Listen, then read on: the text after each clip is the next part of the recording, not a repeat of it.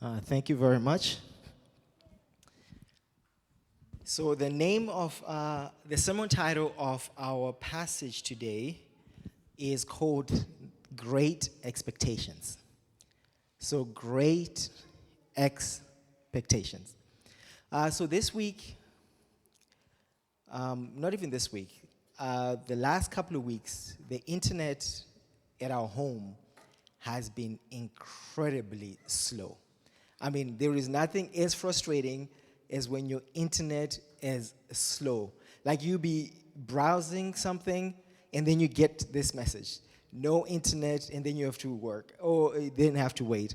Or maybe you're on a Zoom call, and like when the internet is not working, you're freezing the whole time. You're trying to have conversation with people and you're freezing, and usually it freezes when it's like you're doing the most unflattering pose, like your face is like, and then it freezes, or you're watching football and you're watching Argentina just playing some different type of sport, just kicking Spain, and then it just freezes.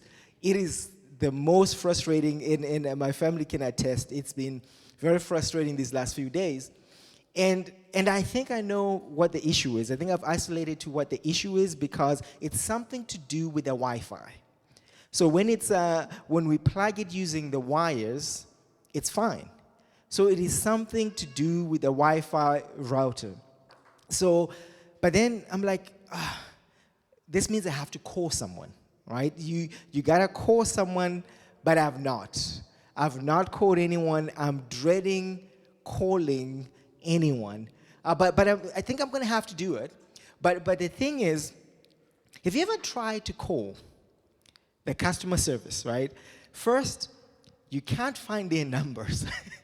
Like for this internet provider, you actually cannot find the number. They make it really difficult to find it. So you have to go on the website, and then they direct you like to the troubleshooting page, right? So they'll be like, go on this page, and they'll try and fix your thing there. But if it doesn't work there, maybe if you're lucky, they will give you the number. But then when you call the number, guess what? You're greeted by a chatbot. Press 1 if this is bills. Press 2 if this is like technical issues. And just a side note, if you press 1, in an instant, I'm telling you, like in 2-3 seconds, they answer it. But if you press technical issues, oh, you're in the queue and you're number 35. I mean, my goodness. It's like, do you want to wait or should we call you? I'm like, you won't call me back. So I'm waiting. But then when you're waiting, then they try and soothe you with the music, right? So they always play the music. Do, do, do, do, do, do, do. I must say, the music is soothing. The music is soothing. But you're there, you're waiting. And when the person comes after all this waiting, so at this point it might be 30 minutes. When they come, they ask you the classic IT crowd question. Hey, have you switched it on and off? I'm like, of course I've switched it on and off. And then they'll be like, try again, switch it on and off. So I dread the whole thing. I dread the unanswered calls, that my calls will not be answered, whether by actually them picking it up and answering, or that when they get to the other end, they won't be able, to resolve my issue. And I wonder, when it comes to us praying to God, crying out to God, do we see God like those customer service places? By the way, if you work for customer service, this is I'm just saying this is my experience. I'm not saying it's your experience might be different and you might be the best customer service agent. I'm not, so guys, don't clip this, right? But the thing is, do we think the same thing when it comes to God? That we have all these unanswered prayers. We have all these unanswered prayers that at this point, we've even stopped praying when we get in trouble because it seems like God isn't answering. You're just as sicker as you used to be, maybe even worse.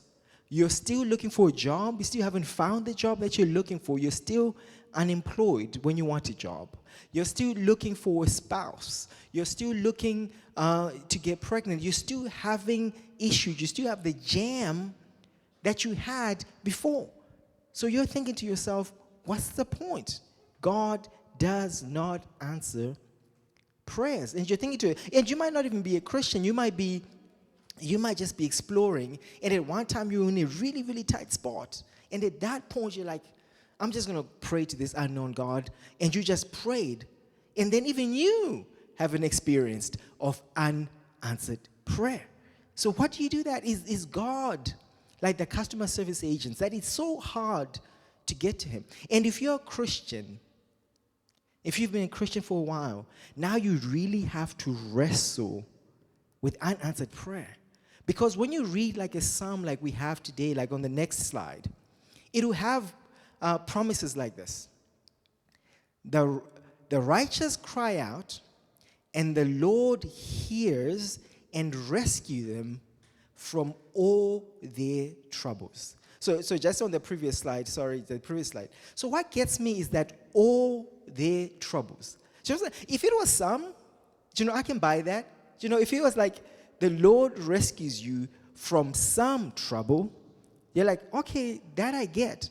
But then this is like, the Lord rescues you from all their troubles. And again, when it comes to that customer service experience, you will speak to somebody maybe in this room, and they will say to you, I don't know what you're talking about, Oz.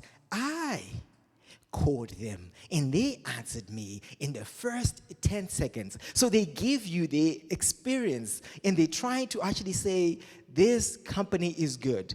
The psalmist is just the person who wrote the psalm. He's doing the same thing. Like, listen to what he says in verse 4. I sought the Lord, and he answered me, and he rescued me from all, there we go again, from all my fears. Good for him, right? And then in verse 5, the next one. Those who look to him are radiant with joy. Their faces will never be ashamed. And in verse 6, this poor man cried, and the Lord heard him and rescued him from all his troubles. Wow. It's like that's a good testimonial for him, right? That's a good testimonial for him. And then he's got the urge to then say this in verse 1 on the next slide. I bless the Lord at all times. His praise will always be on my lips. I will boast in the Lord. I will boast in the Lord. The humble will hear and be glad. Proclaim the Lord's greatness with joy. Let us exalt him. On the previous slide. Let us exalt him. Let us exalt his name together. So on the next slide. Before we have church in the morning, between 10:15 and 10:45, we usually have something that we call team time. This is a place where we read the Bible together. This is a place where we pray together. And one of the things that we do is something we call wins. Like we share wins. So the Bible will call these wins testimonies. We share testimonies. And in these times, you would hear other people's testimonies. But imagine if you have an experience of unanswered prayer, and then you hear the testimonies of other people. Maybe you're struggling with infertility, and you hear testimonies of some people who are saying, we've just been trying for a little while, and God answered our prayer. Or you're struggling with anxiety and depression, and you hear other people saying, God answered our prayer. It's almost like this is what's happening in this psalm. The psalmist says, God answers all your troubles. I'm going to give you my win. I'm going to give you my testimony. And even on that, he also gives us David's testimony. Like there's this like mad story in Psalms, in 1 Samuel 21, verse 10 to 15. David is in trouble. David had been anointed. So David is that guy who killed Goliath. He was just an Israelite boy, and God anointed him, picked him to be the next king of Israel. But the current king, whose name is Saul, is not too happy about it. So he makes it his business to want to kill David. So David is just literally running for his life. And then when he runs out of places to run, he goes to his enemies to go try find shelter. So he goes to the Philistines. But guess what? The Philistines recognize that is David. And they say, isn't that David? Isn't he the guy who killed Goliath? Isn't he the guy they say Saul killed 1,000, but David killed 10,000. So now they want to kill David. And David comes up with this mad plan, right? He literally pretends to be mad. And then they kick him out because he was mad. And then the psalmist is attributing that to God. So good for the psalmist, good for David, good for other people in the church that have testimonies for how God has come through for them. But what about for you? Like on the next slide. So what about for you? Have you, verse 8 tells us, taste and see that the Lord is good. How happy is the person who takes refuge in him.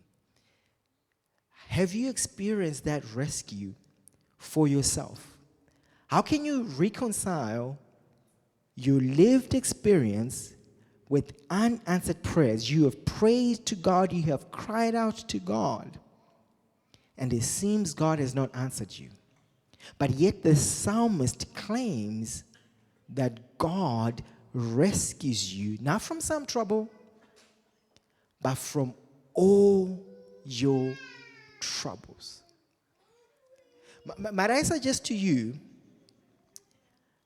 it might be because you have not yet tasted and seen. So to taste is just to experience something. You've not yet seen it for yourself. Let me try and explain what it is. Like on the next slide. So I, for a long time, did not like musicals. By the way, I love musicals now. I've seen a whole lot of them. I think we've got Lion King there. I think we've got The Wicked. I'm not sure what the other one is. Maybe Frozen or something. I'm not sure. But for a long time, I hated musicals. Like the idea of them. Do you know, like, my wife would be like, oh, let's go for a musical. And I was like, you must be kidding me. You're telling me people are singing from the first minute until the last, and you want me to go and watch it. So on the old times she would take me, I would go, but I would not enjoy it. I would not experience it. Not because there was something wrong with the musical. There was something wrong with my preconception. I had already decided in my mind that musicals are boring.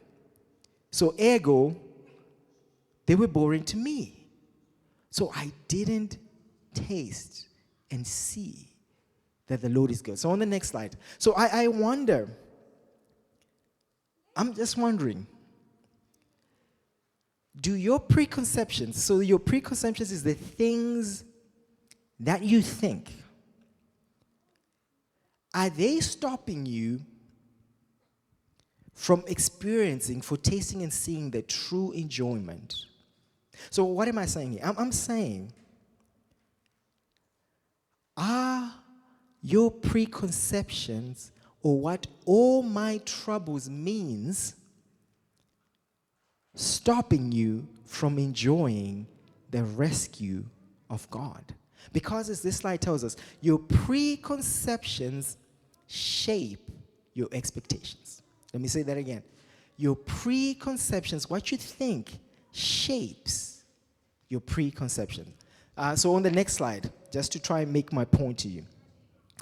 What is this? It's not a trick question. What is this, guys? What do you see here? A bookshelf? Does anybody see something? Are we all agreed it's a bookshelf? A shelf? Knuckle duster? Yeah, so it is big. It's like bigger than me, yeah. So I'm going to tell you a story. When my wife and I got married, and we moved into our new house, we had something like this. And as we were packing, so not exactly like this, but you see when I get to the end of the story. As we were now as newlyweds, we were starting to decorate our house. Guess what I did?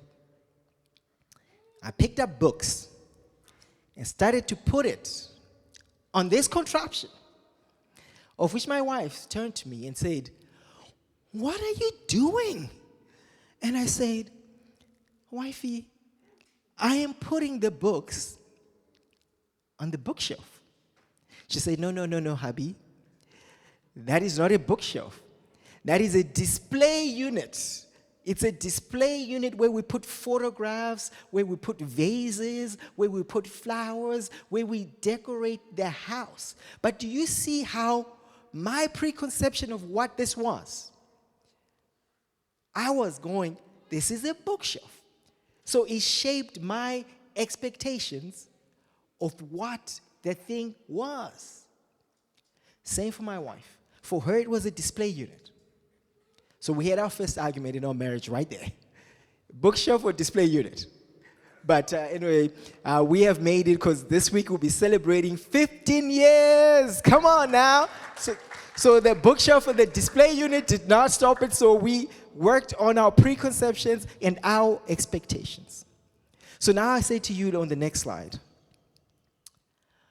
When you hear God rescues you from all your troubles, do you, your preconceptions and your expectations, do you hear escape from trouble? As in, you should not be in any trouble. When you hear blessing, God blesses his people, do you hear comfort? When you hear, "The Lord is my shepherd, I shall lack nothing," do you hear an easy life? May I say to you, maybe your preconceptions and expectations are different to what God means when he says you rescue you from all your troubles. Just listen, like in the next verse on the next slide. So in the same psalm that was talking about God rescues you from all your troubles, go rescue you from all your troubles, go rescue you from all your troubles, it will say this: "The righteous person may have many troubles, but the Lord delivers him from all." But you see that the first thing there, this psalmist is a realist. There will be trouble in this life. And if you look at anyone in the Bible, from Abraham to Joseph to whoever, they had troubles. So on the next slide, in the next couple of weeks, we're going to be talking about this guy here to my right, Joseph. We're going to be talking about Joseph over the next 4 weeks. And one thing you need to know about Joseph's life, as a teenager, his brothers banded together and sold him into slavery. When he was in slavery, he started doing well. He started getting on up, getting promotions. And then somebody lied that he had done something that he had not done. So he went to jail. And then he was in jail for a while. And then when he was in jail, he helped somebody. Like God gave him the gift of interpretation. And he helped somebody with an interpretation, and he said to this guy, "Hey, when you get out and you talk to Pharaoh, please, could you put in a good word for me?" And the guy did not put a good word for him. So, but you would say that's not really a good life, would you? But now, listen to what Acts says. There's a guy by the name of Stephen. When he recounts Joseph's story, he says this: "The patriarchs," so the brothers, "became jealous of Joseph and sold him into Egypt, but God was with him." And then on the next slide, listen to that now. "And God rescued him from all his troubles." So the Bible looks back at the life of Joseph, sold into slavery, in prison. It looks back at his life, and it says, God rescued him from all his troubles, and he gave him favor and wisdom in the sight of Pharaoh, king of Egypt, who appointed him ruler over Egypt and over his whole household. Might it be So that's right. On the next slide, might it be what we think of rescue might be different to what the Bible is talking about rescue. So when we think about rescue, we always think about being rescued from. And that happens. Sometimes you're rescued from. But also sometimes you're rescued through the trouble. So if you think about Joseph's life, he could have died in slavery, but he did not. He could have died in prison, but he did not. So God rescued me because God was with him the whole time. When you read his story, you'd hear these words over and over and over again. Joseph found favor with God. Joseph found favor with God. So even in the trouble, God rescued him. And when he talks about blessing, might it be it's favor, but it's not precluding trouble. So it is favor. And then on the next one, when he talks about lacking nothing, might it be that the Bible is not talking necessarily about wants, the things that you want, but anything that you need, God will provide. So on the next slide, I just want to say so to you. What if what you think is unanswered prayer is God rescued you in ways that you did not expect? What about what you think is unanswered prayer is actually God coming through and rescuing you in ways that you do not? And I wonder, do we need to change our vocabulary, right? Instead of saying things like, I survived my marriage when it was a really difficult marriage. I survived my childhood when you reflect on the abuses that happened there. I survived my cruel boss who was in it for me. How about, instead of just saying you survived, but actually to change that term to God rescued you through those troubles. The fact that you are here is evidence to me that God rescued you from your troubles. It wasn't the way you would have scripted it. It wasn't the way you would have gone, but God's expectations are different from us, and from his vantage point, he rescues us from all your troubles. I'm going to tell you this story of after we got married, we had 2 kids. We really wanted a house now. We wanted to settle down. We had an experience where we're in a really nice house that we're renting, and then the landlord wanted to sell it, and then we had to go. So we're just in this thing of just being uprooted, and we didn't want that experience anymore. So I pray to God, please could you take us from this upheaval of just being in this scenario where we might just be uprooted at any time. So pray to God that we would get the money to buy a house, that we would get a deposit. But no matter how much we tried to get the deposit, it was difficult. We're a family of 4 at that time, and we couldn't get the money together. We couldn't get the house at all. So we couldn't get the deposit together. We couldn't put it all together.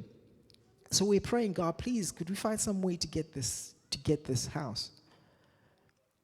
And then it actually got worse.